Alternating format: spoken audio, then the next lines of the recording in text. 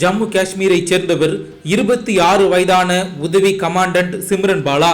இவர்தான் புதுடெல்லியில் உள்ள கர்தவியா பாதையில் நடைபெற்ற பிரம்மாண்ட அணிவகுப்பில் முற்றிலும் ஆண்களை கொண்ட மத்திய ரிசர்வ் போலீஸ் படை பிரிவுக்கு தலைமை தாங்கிய முதல் பெண் என்ற பெருமையை பெற்றுள்ளார். இந்த சாதனை இந்தியாவின் பாதுகாப்பு படைகளில் மாறிவரும் நெறிமுறைகளை எடுத்து காட்டுகிறது. சிம்ரன் பாலா ஜம்மு காஷ்மீரின் ரஜௌரி மாவட்டத்தில் உள்ள ஒரு எல்லை நகரமான நவ்ஷேராவை சேர்ந்தவர். அவர் தனது மாவட்டத்திலிருந்து மத்திய ரிசர்வ் காவல் படையில் அதிகாரியான முதல் பெண் ஆவார். சிம்ரன் 2023ஆம் ஆண்டு நடைபெற்ற UPSC மத்திய ஆயுத காவல் படைகள் தேர்வில் தனது முதல் முயற்சியிலேயே தேர்ச்சி பெற்று அகில இந்திய அளவில் 82வது இடத்தை பிடித்தார் என்பது குறிப்பிடத்தக்கது.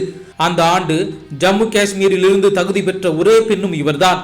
அவர் பொலிட்டிக்கல் சயின்ஸில் பட்டம் பெற்றுள்ளார்.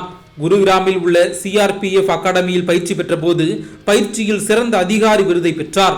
அவரது முதல் பணி நியமனம் சத்தீஸ்கரில் உள்ள பஸ்தாரியா பட்டாலியனில் இருந்தது. அங்கு அவர் நக்சல் எதிர்ப்பு நடவடிக்கைகளில் தீவிரமாக ஈடுபட்டார்.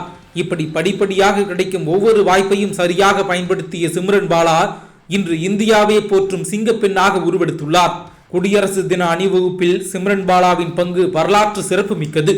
ஜனவரி 26ஆம் தேதி 140க்கும் மேற்பட்ட ஆண் CRPF பணியாளர்களை கொண்ட ஒரு படைப்பிரிவை அவர் வழிநடத்தியுள்ளார். இதற்கு முன்பு பெண் அதிகாரிகள் குழு பிரிவுகளுக்கு தலைமை தாங்கி இருந்தாலும் தேசிய நிகழ்வில் ஒரு பெண் முழு ஆண் படைப்பிரிவை வழிநடத்துவது இந்திய வரலாற்றிலேயே இதுவே முதல் முறை.